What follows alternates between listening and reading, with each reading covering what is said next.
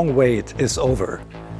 I'm very happy and proud to be able to present the most track-orientated GT car we ever developed to date, the new GT3 RS.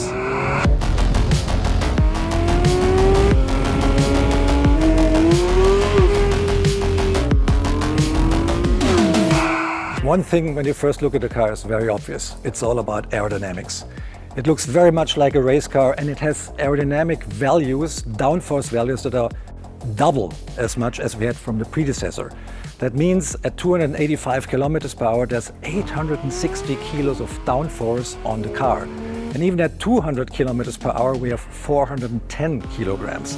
That is a lot, and that helps a lot on cornering speeds, especially in high-speed corners. And how did we achieve that? Active aerodynamics. A huge rear spoiler, 6 feet wide, higher up in cleaner air than ever before, and 2 modules hidden beneath the front lamps that have active diffusers that work in synchronicity with the rear flap that goes up and down to get maximum performance on track. And this car does not only feature a lot of aerodynamic components that we use in the GT3 R race car, we even stole a feature from Formula 1. Which is a drag reduction system that the pilot can activate via a button on the steering wheel to reduce drag and give the car the best performance out of the corners on the longer straights. Everything on the car has a function. If we start with these nostrils here on the front hood, they're there to guide the air that exits from the radiator, which is hot, to the sides of the car, to both sides of the car, and keep the air outward of the center section where the intake system of the car is located. The cooler the air, the more oxygen we have, the more power the car can produce. And we're doing this by these nostrils and these fins here on top of the roof, which have a slightly curved geometry to guide the airflow away from the center section.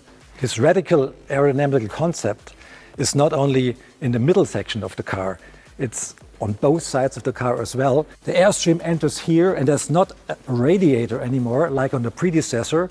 There is a module hidden beneath the headlamps that is electronically operated with 2 diffusers. So we guide the air through these diffusers, guide it on through the control arms and all the suspension parts here, which are shaped aerodynamically.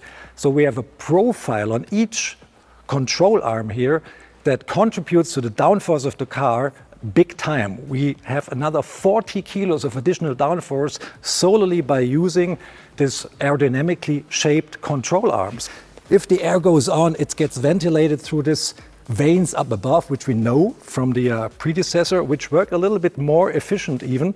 And we use this section here, which is a little bit drawn to the inside, to exhale the air a little bit better out of the wheel wells. And for that, we had to construct a new door that is made of carbon fiber.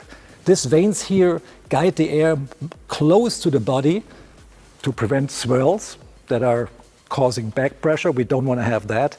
And then guide the air here through the side of the car into these intakes here, which are not used anymore for intake charge of the car, which are part of the aerodynamical concept to accelerate the air, guiding the air mostly and as flat as possible to the side of the car by using these vanes here. And that's not everything. There's a lot of air entering in the front, underneath the front splitter.